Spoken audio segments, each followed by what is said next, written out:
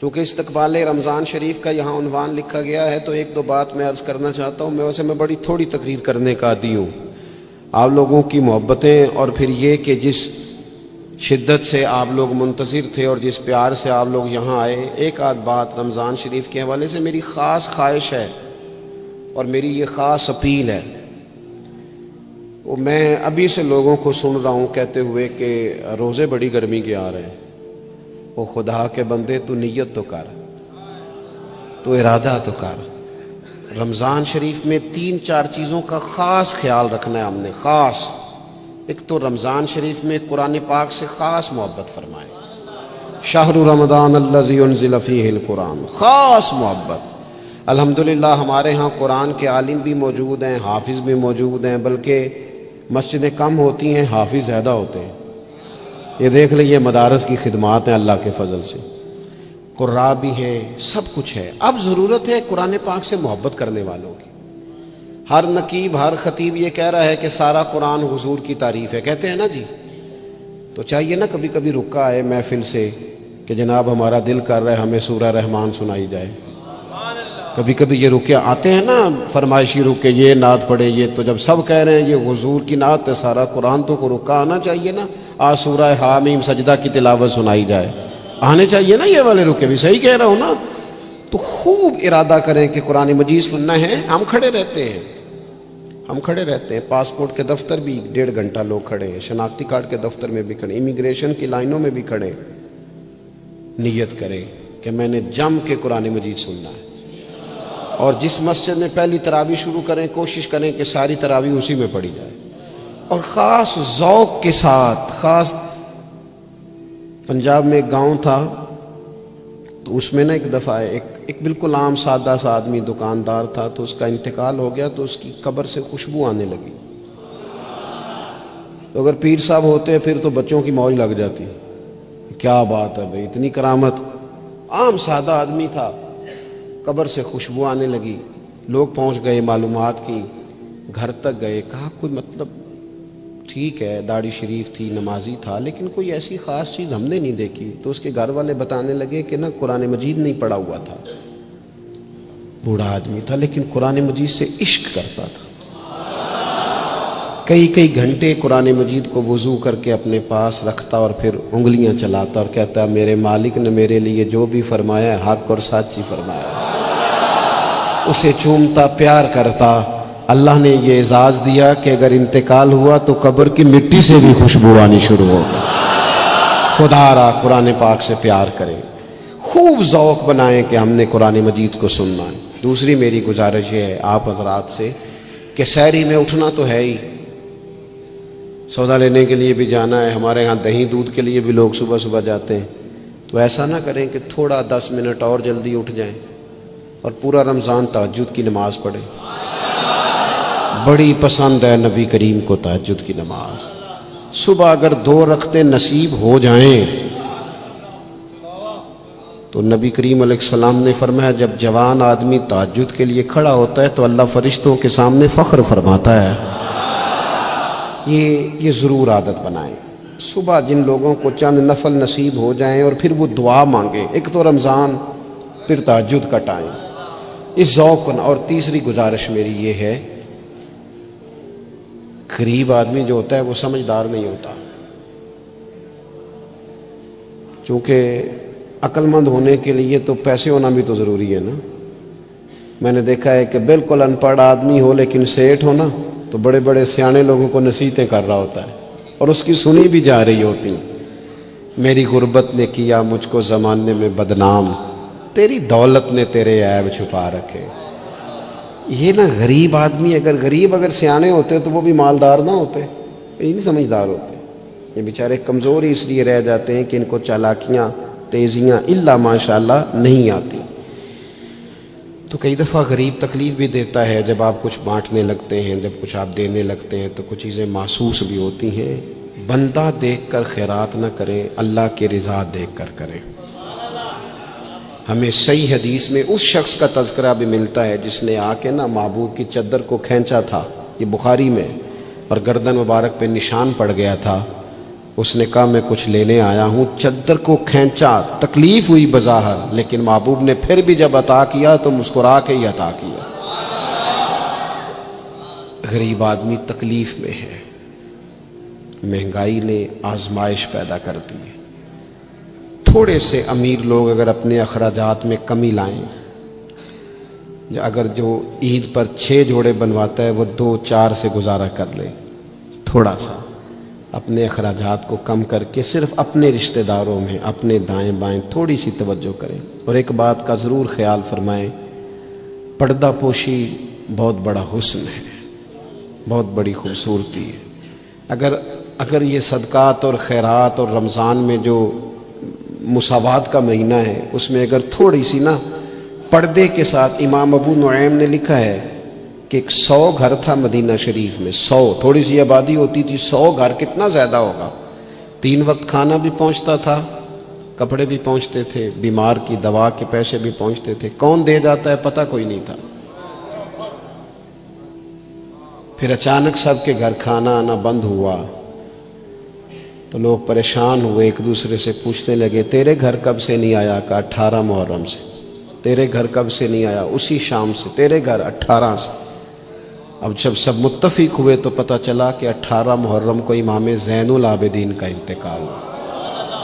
100 گھروں میں کھانا جاتا تھا پر پتہ نہیں تھا دے کون جاتا ہے. کچھ تھوڑا سا نا, کچھ خبریں ایسی ہیں جو حضرت عمر بن عبدالعزیز صبح اپنے خادم کو نا ایک سارے دن کے کاموں کی لسٹ دیا کرتے تھے. تو ایک دن لسٹ دی تو وہ چاہیے تو یہ تھا نا کہ اس پہ لکھا ہوتا تھا کہ 11 بجے محکمہ تعلیم والوں کو بلانا, ظہر کے بعد دفاع والوں کو بلانا, شام کو صحت والوں کو بلا لینا. وہ لسٹ جو دی تھی اس پہ لکھا تھا کہ کل 5000 درود پاک کم رہ گیا تھا, آج زیادہ پڑھنا ہے. وہ فلاں بیوہ کے گھر میں راشن پہنچانا ہے. وہ 2-3 لائنیں ابھی پڑھی تھیں کہ وہ حضرت نے چھین لی, فرمایا یہ تو میری ذاتی ہے. تو مشیر کہنے لگا حضور یہ کم کرتے ہیں, کبھی بتایا نہیں. تو آپ فرمانے لگے کچھ پیسے چھپا کے رکھے ہوتے ہیں لوگوں نے کہ مشکل پڑ گئی تو کام آئیں گے. میں نے بھی کچھ نیکیاں سب سے چھپائی ہیں, قیامت میں مشکل پڑ گئی تو اللہ کے کرم سے میرے کام آ جائیں گے. موجود نہ ہو تو زندگی کا وقت گزرے بھی تو ذرا پھیکا پھیکا گزرتا ہے. اگر دن بیت بھی جائے تو کچھ تھوڑا سا بوجھ چھوڑ جاتا ہے. کچھ چیزیں زیادہ ضروری ہوتی ہیں وقت کو گزارنے کے لیے. اس طرح کھانا بڑا ضروری ہے, پینا اور سونا بڑا ضروری ہے. اسی طرح زندگی گزارنے کے لیے محبت کا ہونا بھی بڑا ہی ضروری ہے. گھر کے اندر ساری نعمتیں موجود ہوں, بچے بھی ہوں,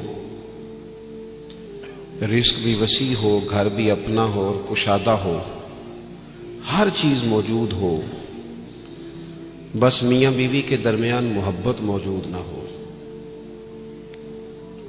ساری چیزوں کی موجودگی میں وقت گزارنا مشکل ہو جاتا ہے. آپ کی نوکری آپ کے اپنے شہر میں ہو, آنا جانا آسان ہو, سیلری پیکج بڑا اچھا ہو, لیکن جس جگہ آپ ڈیوٹی کرتے ہیں, جاب کرتے ہیں, وہاں جو ارد گرد لوگ رہتے ہیں ان سے محبت کا رشتہ نہ ہو تو ساری سہولیات کے باوجود وہاں جانے کو طبیعت نہیں چاہتی. اور میں نے دیکھا ہے کہ اگر کسی جگہ کام کرنے والوں کے بیچ آپس میں محبت کا رشتہ ہو جائے تو لوگ ترقی نہیں لیتے, کہتے میں یہی ٹھیک ہوں, مجھے ترقی نہیں لینی, میرا ذرا دوستوں سے دل لگا ہوا ہے. محبت زندگی کی بڑی اہم ضرورت ہے. ہم نے یہ کیا ہے کہ کچھ تو ہمارا خارجی ماحول ہمارے اوپر اثر انداز ہوا ہے,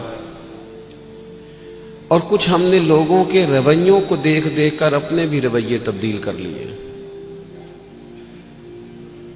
جب دیکھا کہ کچھ لوگ تلخ ہیں, ان کے مزاج میں تلخی ہے, تو شاید ہمارا عمل ایسا نہیں تھا, لیکن رد عمل کے طور پر ہم نے بھی وہی انداز اختیار کر لیا. میں سفر کرتا رہتا ہوں, روڈ پہ ہم جا رہے تھے تو ایک گاڑی والے نے پہلے تو کراس غلط کیا, اور پھر تنقید بھی کر گیا. کہنے لگا اگر چلانا نہیں آتی تو کسی سے سیکھ لو. غلطی بھی اس کی ہے اور پھر اس نے تنقید بھی کر ڈالی. تو ڈرائیور جو گاڑی چلا رہے تھے ان کا موڈ بڑا خراب ہو گیا. تو میں نے تھوڑے فاصلہ طے کرنے کے بعد ان سے کہا کہ ذرا گاڑی کھڑا کرنا. انہوں نے کھڑی کر دی. تو میں نے کہا میاں اس نے تو جو کرنا تھا وہ کر کے چلا گیا, اب ہم نے تو سفر کرنا ہے کہ نہیں؟ ہم لوگوں کی تلخیاں اٹھا کے اپنے ہاں کیوں لے آئیں؟ اگر کسی کا رویہ درست نہیں ہے تو اس کی بنیاد پر ہم ان ساری پریشانیوں کو اپنے ہاں کیوں لائیں؟ جب محبت چھوٹ جاتی ہے, جب ہمارے لہجے شگفتہ نہیں رہتے, جب گفتگو دھلی ہوئی نہیں رہتی, جب چیزوں پر ہلکی ہلکی گرد پڑتی ہے اور ماحول کے اندر گھٹن پیدا ہوتی ہے, نتیجہ یہ نکلتا ہے کہ وہ سارا کیف دھندلا سا جاتا ہے. دین اسلام کا اگر کوئی دوسرا نام رکھنا چاہے تو وہ دین محبت ہے. ہمیں یہ کہا گیا ہے کہ تم ٹوٹ کر پیار کرو. کس سے؟ اللہ تعالی سے. والذین آمنوا اشد حبا للہ. فرمایا وہ لوگ جو ایمان لے آئے وہ اپنے رب سے شدید محبت کرتے ہیں. شدید پیار کرو اپنے مالک سے, شدید. یہ جو شکر ہوتا ہے نا, شکر, یہ اللہ کی محبت پیدا کرتا ہے. اور یہ جو شکوہ ہوتا ہے نا, یہ اس محبت سے دور لے جاتا ہے. یہ جو صبر ہوتا ہے نا, یہ اللہ کے فیصلوں پر راضی رہنے کا حوصلہ دیتا ہے.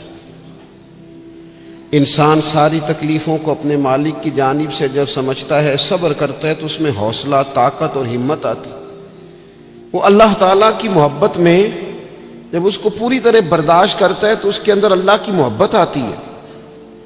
اللہ کی تقسیم ہے, کسی کو امیر بنایا, کسی کو مالی طور پر وہ گنجائش نہ دی. جب رب سے پیار ہوتا ہے نا تو پھر انسان کہتا ہے جو اس نے میرے حق میں بہتر سمجھا تھا مجھے عطا کر دیا. یہ جو صوفیاء ہے نا, صوفیاء, ہمارے ہاں تو بعض چیزوں کا مطلب بھی بالکل الٹ دیا گیا ہے. صوفی کی صرف یہ ذمہ داری نہیں تھی کہ بابا صاحب بیٹھے ہیں تو آپ جائیں گے تو بے اولاد ہیں تو فوراً دعا کریں گے تو اولاد ہو جائے گی. ان کی فقط یہ ڈیوٹی نہیں تھی کہ وہ تعویذ دیں گے تو کام چل جائے گا. یہ بھی وہ کریں گے, لیکن اہل تصوف کی تو اصل ذمہ داری یہ تھی کہ راہ سلوک کے مسافر جب ان کے پاس آئیں اور آ کے کہیں کہ پریشان بھی ہوں, مقروض بھی ہوں, بے اولاد بھی ہوں, بیمار بھی ہوں, تکلیف میں بھی ہوں, جب لوگ اپنے دکھ سنائیں تو وہ ان کے لیے دعا بھی کرے اور ان کے دل میں اللہ رسول کی محبت ایسی پیدا کریں کہ بندہ رب کی رضا پہ راضی رہنا سیکھ جائے. محبت جو ہے نا, محبت یہ مداوا ہے. خواجہ نظام الدین صاحب محبوب الہی رحمت اللہ علیہ کے مرید نے پوچھا کہ حضرت حالات بڑے خراب ہیں, لوگ بڑا تنگ کرتے ہیں, رشتہ دار بھی ستاتے ہیں, دوست بھی بے وفائی کر جاتے ہیں, مخلص ہو کے چلتے ہیں لیکن سامنے سے نتیجہ کچھ نہیں نکلتا. حضور ان مسائل کا کوئی حل؟ تو حضرت فرمانے لگے ان کا حل یہ ہے کہ تو محبت کرنی شروع کر دے. تو سارے مرید بسم اللہ کہہ کے بات قبول نہیں کرتے, کچھ کے پاس کئی جواب بھی ہوتے ہیں, وقتی طور پہ ہاں کر بھی جائیں لیکن اپنے اندر سے وہ جھگڑا بھی کر رہے ہوتے ہیں. تو اس نے کہا حضور وہ بات تو آپ کی ٹھیک ہے, لیکن اگر محبت سے حل نہ ہو مسئلہ تو میں تو پھر محبت کروں گا, لیکن اگر اس سے حل نہ ہو تو حضرت فرمانے لگے نسخہ یہی ہے, اگر حل نہ ہوا تو ذرا خوراکیں زیادہ کر دینا, ذرا تھوڑا سا اس میں اضافہ کر دینا, 2 ٹائم کی بجائے 3 ٹائم کر لینا محبت, پھر 6 ٹائم کر لینا. اسی کو بڑھانا ہے نسخہ. ہم نا جب تک محبت میں کامل نہیں ہوتے, آپ دیکھیں نا, داتا صاحب نے ایک جملہ لکھا ہے, داتا صاحب فرماتے ہیں یہ جو محبوب ہوتا ہے نا اس پر غصہ نہیں آتا, اور جس پر غصہ ہے وہ محبوب نہیں ہوتا. محبوب پر غصہ نہیں آتا۔ فرماتے ہیں جب رب رسول محبوب ہو جاتے ہیں نا تو پھر سخت احکام بھی بندہ بڑی دل جمی کے ساتھ قبول کرتا ہے۔ پھر اس کے لیے ذرا تھوڑا سا کیا کہا رسول پاک علیہ السلام نے؟ ہمارے کریم محبوب علیہ السلام نے ہمیں کہا کہ تکمیل ایمان کی شرط یہ ہے کہ تم ہر چیز سے بڑھ کر اپنے نبی سے محبت کرو۔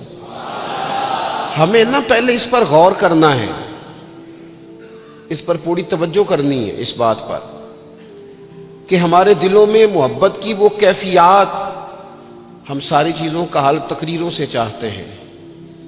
تقریریں بھی بڑا اثر کرتی ہیں، بڑا فائدہ کرتی ہیں، پر لیکن جو اثر کیفیت کرتی ہے نا، کیفیت، آپ کا کوئی اپنا رو رہا ہو تو اسے دیکھ کر خود بخود آنسو آ جاتے ہیں۔ آپ کا کوئی بچہ خوش ہونا تو اسے دیکھ کر خود بخود طبیعت خوش ہو جاتی ہے۔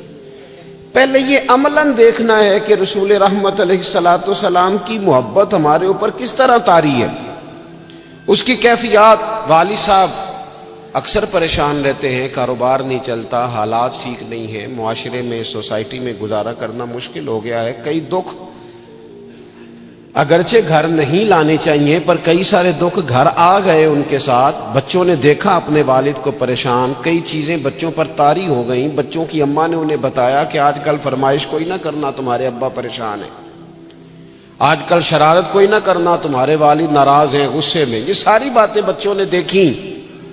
اللہ کرے آپ میری بات پر زیادہ توجہ فرمائیں۔ بڑا اچھا نسخہ دیا تھا حضرت قبلہ مفتی صاحب نے کہ کبھی کبھی موبائل چھوڑنے بھی چاہیے۔ مجھ سے دوست پوچھتے رہتے ہیں باتیں، تو ایک دوست نے کہا کوئی ریاضت، کوئی مجاہدہ بتائیں، تو میں نے کہا پہلا مجاہدہ یہ ہے کہ 30 منٹ موبائل نہیں نکالنا جیب سے، اس پہ عمل کرو، پھر اگلا نسخہ بھی بتائیں گے۔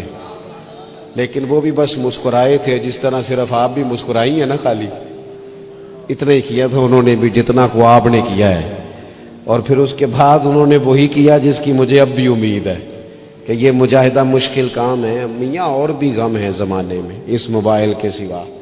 تھوڑی توجہ کریں، چند ایک گزارشات کرنی آپ سے، آپ غور کریں گے میری بات پر۔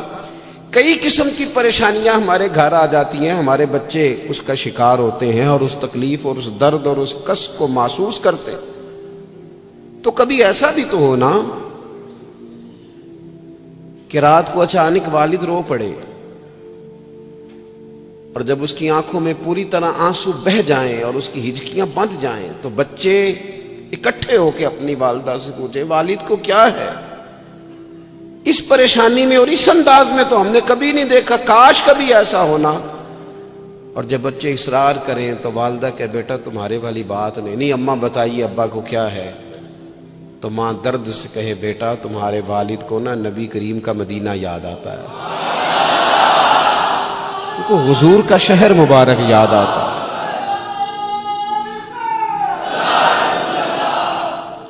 یہ جب یہ کیفیات ہماری اولاد تک پہنچیں گی تو اس کا جو اثر ہوگا نا، دیکھیں نا حضرت خالد بن میدان رضی اللہ تعالیٰ عنہ صحابی ہیں، ان کی صاحبزادی کہتی ہیں میرے والد رات کو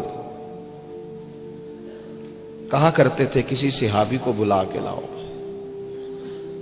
تو میرے بھائی یا گھر والے کوشش کرتے اور محبوب کریم علیہ السلام کے غلاموں میں سے کسی کو بلا کے لاتے اور پھر ان کو حضور علیہ السلام کے پاس، حضور کے اس صحابی کے پاس بٹھایا جاتا۔